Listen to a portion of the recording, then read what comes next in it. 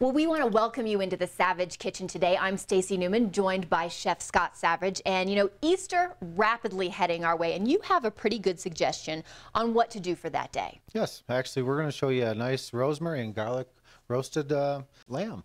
All right, so what do we have? This is a top round lamb that you can buy in a lot of the local markets these days. Relatively cheap. It's on the cheaper side, so it's really nice. Instead of a leg of lamb, this is actually probably $1 or more cheaper than that. So what we're going to do with this is we've got our rosemary, we've got garlic, shallot, and a little bit of seasoning salt with some oil. I've already done a lot of it and prepped it all up, and this is pretty much what you're going to come up. You don't have to chop the rosemary a lot. The garlic and the shallots, you do want to chop those a little bit more. What I'm going to do is I'm just going to clean up a little bit of the fat off of this. We're not going to go crazy because that is some of the flavor. You need some of that fat to keep some of the flavor and the moisture of it.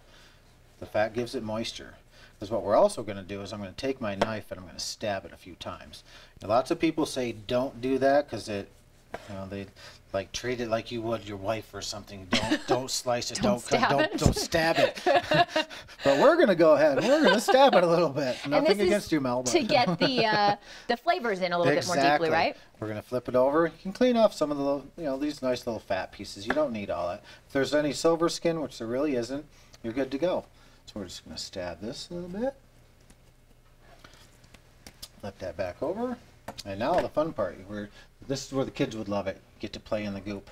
You just grab it, just pack it on there. Kind of poke it in. If you can, massage it into those little holes that you just cut. Now, is this something you want to do well ahead of time and let it sit and marinate, or is it something you do right before you put it in the oven? I like to do them at least 24 hours ahead. Okay. You know, if you do it, like I said, do it a day before you're ready to go.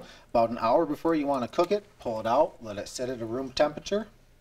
It'll actually help the cooking process. It kind of evens the meat, starts it warming up so that it doesn't cook so fast on the outside. It'll cook a lot more even at that point. Which is nice if you have company, because then you're not spending that whole day cooking. You've already got it all ready and prepped.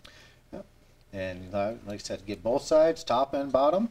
And then what you're going to do is you should have a preheated oven at about 300 degrees. I like to do a lot of my roasts low and slow, keeping it at that low temperature. 300 degrees for probably good 25 to 30 minutes.